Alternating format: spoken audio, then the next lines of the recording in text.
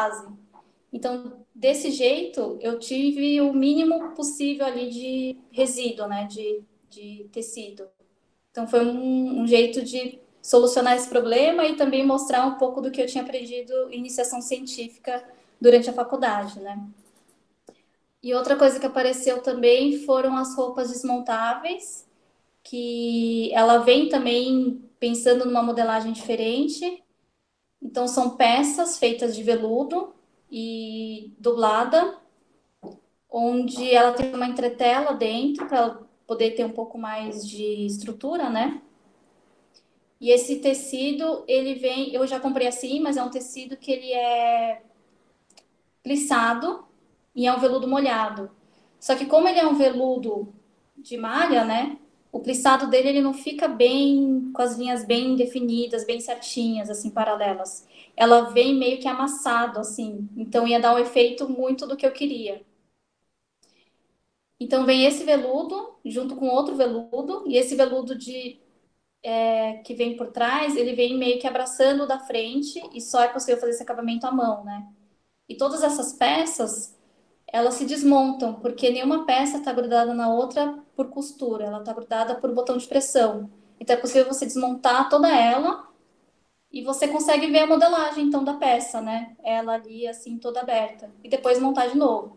Inclusive o zíper que tem na peça como forma de abertura da peça, né? Não como única forma, mas ele vem muito como adorno e ele também é preso na peça pelos botões de pressão. Então você consegue tirar o zíper inteiro também da peça. E essas três técnicas que eu quis usar, elas amarram com o tema da coleção, que foi... A coleção chama Transbordamento. E ela vem como referência ao filme Hanami, Cerejeiras em Flor, que ele é um filme alemão, mas ele tem muita referência de filme japonês. Tanto que mais da metade do filme passa no Japão. E o que amarra toda a história é a dança do Butô.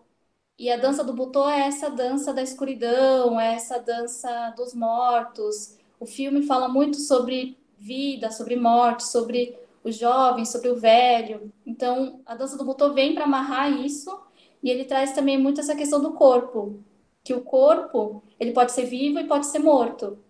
Então, essa parte do queimar o tecido, ele vem dessas cinzas, né? Da morte, da transformação.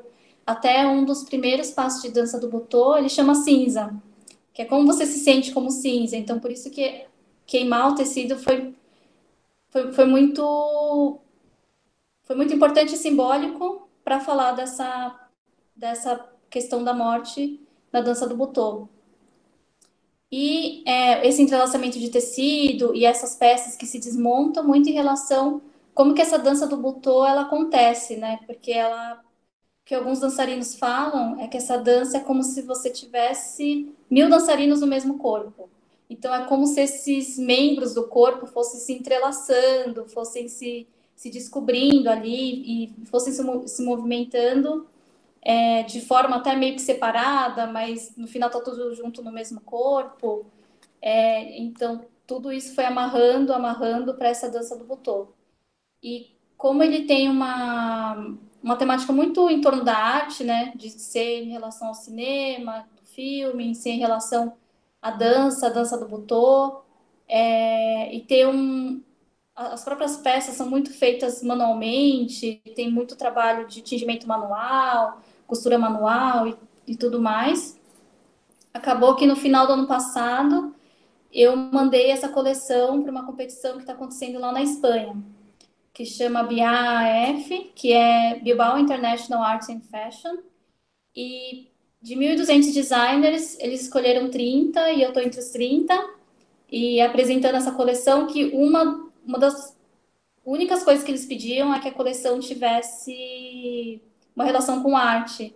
E aí eu falei, tem tudo a ver, porque já está aí, a coleção já está feita, foi um investimento muito grande ali para o TCC, que a gente sabe que o TCC tem um investimento grande de dinheiro, de tempo e tudo mais. Eu falei, eu vou aproveitar o TCC para mandar.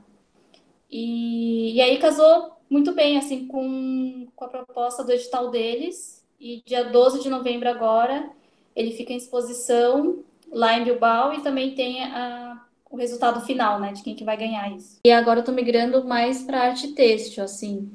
Então, que é a linguagem que eu sei comunicar, que eu sei me expressar. Então, eu acho que o meu trabalho é muito mais voltado para peças que vão para exposição mesmo, assim, e não como peça final para vender.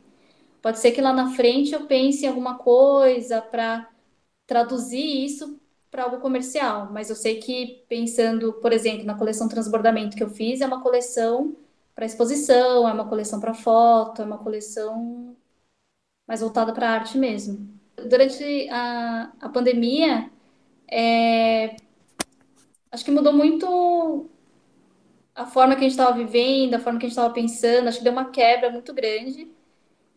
E aí nisso surgiu o projeto Toque, que era a necessidade de levar um pouco de arte para casa das pessoas de uma forma imersiva. Então foi um pouco de como levar, né, essa experiência para casa das pessoas, como deixar isso imersivo, como deixar como foco o que a gente queria muito, eu e a Luciana Conceição, que a gente faz junto esse trabalho, como fazer uma arte que fosse multissensorial e imersiva durante a pandemia. Porque a gente estava um pouco preocupada do que já estava acontecendo antes da pandemia, de a gente ter o sentido da visão hiperestimulado em relação aos outros sentidos.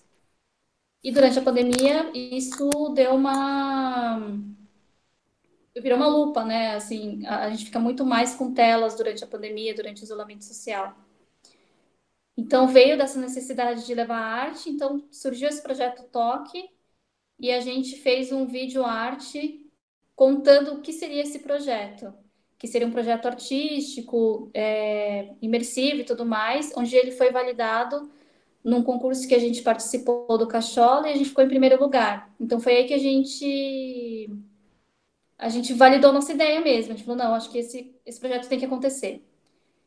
Depois a gente sentou e a gente fez, então, Sentidos da Pele. O Sentidos da Pele, ele faz parte desse projeto Toque e ele é uma série de audioguias, que é com isso que a gente consegue trazer essa experiência para dentro da casa das pessoas, onde elas ouvem essa experiência artística, então não tem essa questão de novo, superestimular a visão, e fazendo como ele é bem imersivo, é como se fosse uma meditação guiada, só que a gente não usa esse termo porque senão de novo a pessoa ia usar a visualização para entrar nessa imersão. Mas ela tem também uma questão de movimento, de andar pela casa, que era o que a gente queria, de olhar para casa e para você mesma com outro olhar, né? Com uma outra percepção. E nisso ele vem em 3 audioguias, que a primeira é a epiderme, que é para falar desse nosso corpo físico, orgânico, essa nossa primeira pele. O segundo audioguia fala da vestimenta, que é essa extensão do nosso corpo, né? Que fala muito da gente, que fala muito da identidade nossa. E o terceiro audioguia fala da casa, que é essa terceira pele, que também a gente ficou pensando muito sobre essa questão da casa que ficou muito presente durante o isolamento social, porque ele virou tudo, né? Ele virou, além de ser, assim, antes, a casa, pelo menos pra gente aqui, era só um lugar para dormir, praticamente. E agora ela virou um lugar de lazer, virou o próprio restaurante, virou academia, virou escola, virou tudo, assim, né? Então, como ressignificar também a identidade da nossa casa, que vem muito como consequência também da gente ressignificar a nossa própria identidade nessa epidemia, né? Então ele mexe muito com isso, assim, do que era a gente antes do isolamento social e antes da pandemia, e o que a gente está tendo que mudar e como a gente se vê como novo agora, né? E ele tem como base uma teoria do Hundertwasser, que é um artista austríaco, que ele fala dessas 5 peles. Então a gente aborda essas 3 peles, as 3 primeiras peles que ele cita nessa teoria, que é a epiderme, a vestimenta e a casa. A quarta pele, que é a interação social, ela vem quando a gente traz essa experiência do audioguia em datas e horários específicos. Então, ele não é um audioguia onde a gente manda e a pessoa ouve na hora que ela quiser. Ela tem datas e horários específicos para ela ouvir, porque nisso é mais certo que outras pessoas também estão ouvindo nesse mesmo momento. E aí você tem essa interação social, que é essa rede invisível, né? Então dá um pouco dessa quarta pele. E a quinta pele é o meio global e ecológico. Então o artista ele vai muito, é uma teoria utópica, mas ele vai muito nessa questão de como que a gente se percebe como corpo e se conecta com a natureza. Então a gente quis trazer essa experiência multissensorial assim, para que a gente pudesse levar um pouco de arte mesmo para casa das pessoas, um pouco de esperança, de sentimentos mais positivos.